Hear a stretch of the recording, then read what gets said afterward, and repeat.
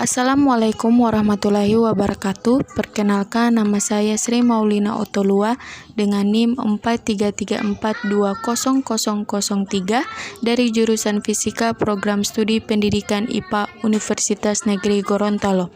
Pada video presentasi kali ini saya akan memaparkan mengenai kajian kasus serta permasalahan lingkungan.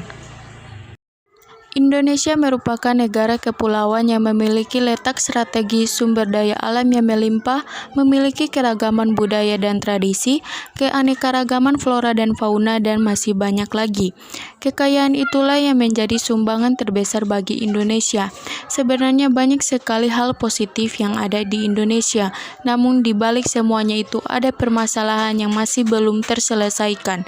Salah satunya adalah pencemaran lingkungan. Berbicara mengenai pencemaran lingkungan, apa sih pencemaran lingkungan itu? Pencemaran lingkungan merupakan satu dari beberapa faktor yang dapat mempengaruhi kualitas lingkungan, di mana pencemaran lingkungan merupakan segala sesuatu, baik berupa bahan-bahan fisika maupun kimia yang dapat mengganggu keseimbangan ekosistem. Sedangkan menurut Undang-Undang Nomor 32 Tahun 2009 tentang Perlindungan dan Pengelolaan Lingkungan Hidup, di mana pencemaran lingkungan adalah masuk atau dimasukkannya komponen ke udara yang menyebabkan udara tidak dapat berfungsi sebagaimana mestinya. Pencemaran terhadap lingkungan dapat terjadi di mana saja dengan laju yang sangat cepat dan beban pencemaran yang semakin berat akibat limbah industri dari berbagai bahan kimia termasuk logam berat. Secara umum ada 4 jenis pencemaran, diantaranya terdapat pencemaran udara, pencemaran air, pencemaran tanah, dan pencemaran. Pertama, mengenai pencemaran udara. Pencemaran udara adalah suatu kondisi di mana kehadiran satu atau lebih unsur kimia, fisik, atau biologi di atmosfer dalam jumlah yang membahayakan bagi kesehatan manusia, hewan, dan tumbuhan. Penyebab dari pencemaran udara adalah asap dari kendaraan yang kita pakai, kegiatan industri yang mengeluarkan asap hasil produksi, asap rokok yang sering kita jumpai di lingkungan sekitar, Gunung Merapi yang mengeluarkan abu vulkanik yang dapat mengotori udara, serta kebakaran hutan.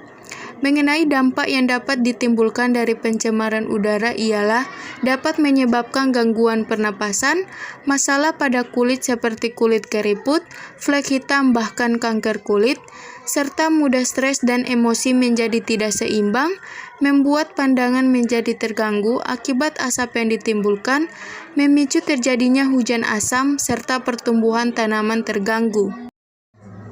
Kedua, pencemaran air. Pencemaran air adalah suatu perubahan keadaan di suatu tempat penampungan air seperti danau, sungai, lautan, dan air tanah akibat aktivitas manusia. Penyebab dari pencemaran air yang paling utama adalah sampah yang sering dibuang oleh masyarakat secara sembarangan, dan limbah industri dari hasil kegiatan pabrik, limbah rumah tangga seperti membuang air bekas cucian, serta limbah dari kapal. Dampak dari pencemaran air dapat menyebabkan turunnya jumlah oksigen, mematikan hewan-hewan yang ada di air, mengganggu kehidupan hewan dan tanaman yang mengkonsumsi air yang tercemar, serta mengganggu kesuburan tanah akibat air yang tercemar, dan sebagainya. Selanjutnya mengenai pencemaran tanah, di mana pencemaran tanah adalah keadaan di mana bahan kimia buatan manusia masuk dan mengubah lingkungan tanah alami.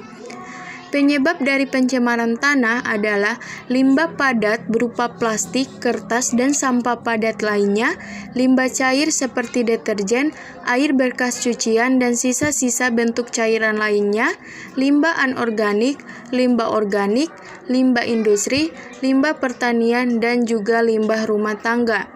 Dampak dari pencemaran tanah dapat menyebabkan kematian bagi tumbuhan dan makhluk hidup lainnya, polusi pada udara dan proses penguapan dari tanah, serta merusak ekosistem.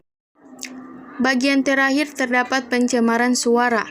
Pencemaran suara adalah gangguan pada lingkungan yang diakibatkan oleh bunyi atau suara yang mengakibatkan ketidaktentraman makhluk hidup di sekitarnya. Penyebab dari pencemaran suara adalah disebabkan dari bunyi atau suara yang dikeluarkan oleh suatu benda yang bunyinya sangat keras sehingga dapat mengganggu bagi lingkungan dan makhluk hidup yang berada pada daerah tersebut. Misalnya pada suara pesawat terbang, suara kereta, kendaraan bermotor yang telah dimodifikasi, petir, speaker atau toa yang berkualitas rendah dan sebagainya. Sebenarnya dampak dari pencemaran suara itu tergantung dari subjektif masing-masing yang menerima kebisingan dari suara tersebut. Tetapi jika ada orang yang tinggal di daerah yang tiap hari terdapat kebisingan suara, misalnya tempat tinggal di dekat bandar udara, bisa saja ia akan mengalami stres, sakit telinga, merasa terganggu, atau mengalami gangguan pendengaran. Selanjutnya mengenai kajian kasus pencemaran lingkungan yang terjadi di Indonesia. Seperti yang kita ketahui, banyak sekali kejadian berupa pencemaran lingkungan yang terjadi di Indonesia. Di sini saya hanya mengambil salah satu pencemaran lingkungan, yaitu berupa pencemaran air, di mana pencemaran air ini terjadi di Sungai Surabaya pada tanggal 25 Mei 2012. Sungai ini tercemar akibat kebocoran nira dalam areal pabrik perusahaan yang mengakibatkan ratusan ikan di Sungai Surabaya tersebut mati. Mengenai kondisi Kali Surabaya tersebut, pasca kematian ratusan ikan di Sungai Surabaya, kondisi kualitas air Sungai Surabaya masih buruk.